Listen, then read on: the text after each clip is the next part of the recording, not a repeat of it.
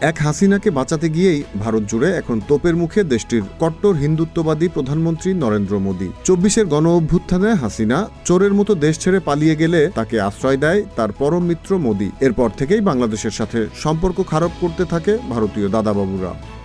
সর্বশেষ ভারতের বৈদেশিক বাণিজ্য অধিদপ্তরের বাংলাদেশকে ঘিরে নেয়া সিদ্ধান্তে ক্ষেপেছেন ভারতীয় সাধারণ নাগরিকরাই। সম্প্রতি স্থলবন্দর দিয়ে বাংলাদেশের ৯টি পণ্য ভারতে আমদানি বন্ধ করেছে মোদী সরকার। আর এতেই এখন ক্ষিপ্ত ভারতীয় ব্যবসায়ী থেকে শুরু করে স্থলবন্দরে কাজ করা শ্রমিকরা। এ যেন হাসিনা প্রীতি দেখাতে গিয়ে নিজের জনগণের পায়ে কুড়াল মেরেছে মোদী। বাংলাদেশি পর্যটক আর রোগীর অভাবে না খেয়ে মরার দশা হয় পশ্চিমবঙ্গের ব্যবসায়ী থেকে শুরু করে শ্রমিকদের। এমনকি বন্ধ হয়ে যায় অসংখ্য হাসপাতাল, ক্লিনিক। এবার নতুন করে স্থলবন্দর দিয়ে পণ্য আমদানিতে নিষেধাজ্ঞা দিয়ে ভারত সরকার পড়েছে পেট্রাপোল স্থলবন্দরের ব্যবসায়ী ও শ্রমিকদের তোপের মুখে।